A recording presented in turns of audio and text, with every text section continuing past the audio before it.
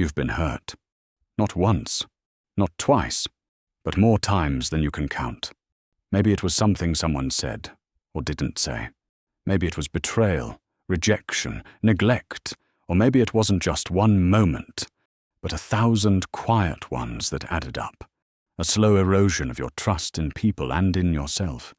You learn to smile through it, to hold it in, to keep going. But here's what no one told you, that hiding the pain doesn't make it disappear.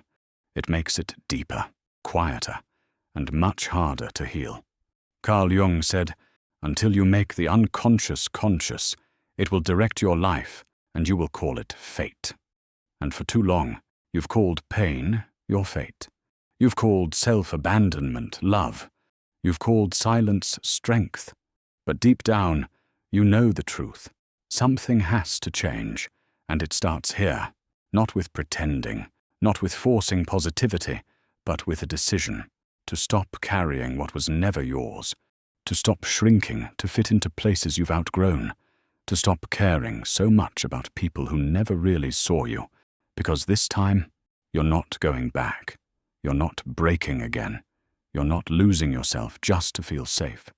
This time, you're walking away from what hurt you and into who you were always meant to be. They taught you to be kind, to be polite, to be agreeable. They told you to keep the peace, even when everything inside you was falling apart. You learned to make yourself smaller, just to make others feel comfortable. You learned to say yes when you meant no, to smile when you wanted to scream, to apologize, even when you weren't wrong. You thought that was strength. You thought that was love. You thought, maybe if I'm good enough, they'll stop hurting me. But the truth is, you weren't made to be quiet. You weren't born to carry the weight of everyone else's expectations. Carl Jung said, "The privilege of a lifetime is to become who you truly are. But how can you become yourself when you're still performing a version of you that someone else designed?" This is where it starts to change, when you begin to question the rules you never agreed to, when you stop living in fear of disappointing people who were never truly there for you. Because freedom doesn't come from being liked. It comes from being honest, with them, with the world, and most of all, with yourself. There's a part of you no one talks about, no one sees. Sometimes, not even you. It's the part that holds everything you've buried, the anger you weren't allowed to feel, the shame you never dared to name, the grief that stayed behind when everyone else moved on. Carl Jung called this the shadow. He said, "The shadow is everything you refuse to be, but still are. You're not weak, you're not broken. You're just tired, tired of hiding what makes you real. You were taught to be afraid of your shadow, to silence it, to keep it locked away, out of sight. But here's the truth. The shadow isn't your enemy. It's the key, because when you reject your shadow, you reject half of yourself. But when you begin to face it, with curiosity, with compassion, with courage, you begin to take your power back. Not the loud kind, the quiet kind, the unshakable kind, the kind that no one can take from you again. Before we continue, please take a moment to like this video. Your support helps more people discover these ideas. And if you're enjoying this journey into the mysteries of the mind, make sure to subscribe so you don't miss what's coming next. Now, back to the video. You've spent most of your life caring too much about what doesn't matter.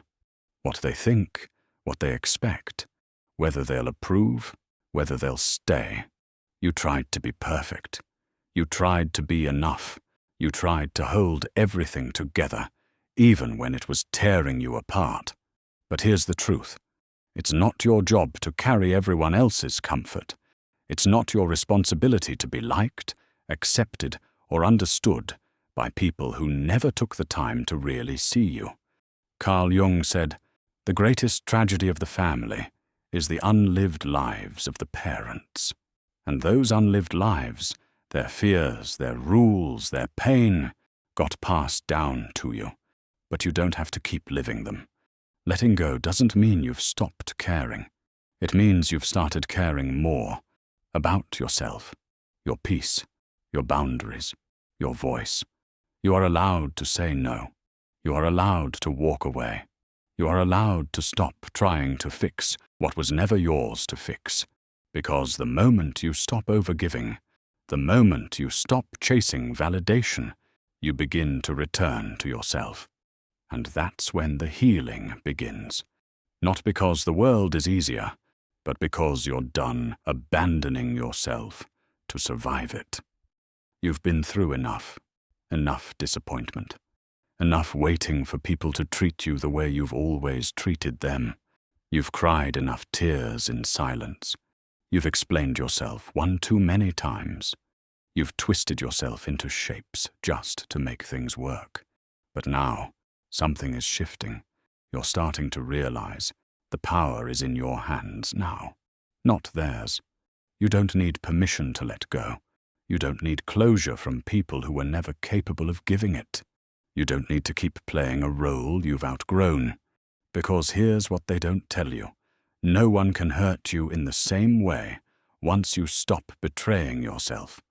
Carl Jung believed that healing doesn't come from pretending to be normal. It comes from embracing your wholeness, from no longer needing the world to be safe, because you have become the safe place. When you stand rooted in your truth, you stop being shaken by other people's chaos. You stop absorbing their pain. You stop shrinking to stay invisible.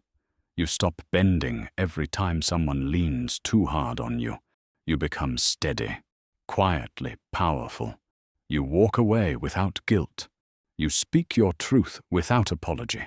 And that's the moment when nothing and no one can truly hurt you again.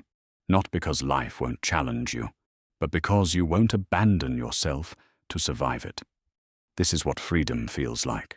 Not loud, not dramatic, just quiet, certain, peaceful. Carl Jung believed that the goal of life is not perfection. It's wholeness. That means you no longer have to erase the past. You no longer need to fix yourself to be lovable. You no longer live your life trying to prove something. You simply become all of who you are. Light and shadow, strength and softness, clarity and complexity. You know now, you are not your trauma.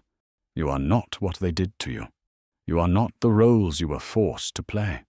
You are the one who came through it, the one who woke up, the one who is learning to stand without shrinking. And in that wholeness, you no longer chase peace. You are peace. You no longer beg to be chosen. You choose yourself. You no longer fear being hurt again, because you've already met your pain and it no longer defines you. So now, you walk forward. Not harder, not colder, but softer, stronger, unshakably yourself, because from this moment on, nothing and no one will ever hurt you again. If you're on your own journey of letting go, healing, or becoming whole, you're not alone. Leave a comment and share where you are on that path. Sometimes, putting it into words is the first step to taking your power back. And if you want more reflections like this on Carl Jung, healing, and the strength that comes from within, subscribe and walk this path with us. Because the journey to wholeness isn't meant to be rushed, but it doesn't have to be walked alone. See you in the next video.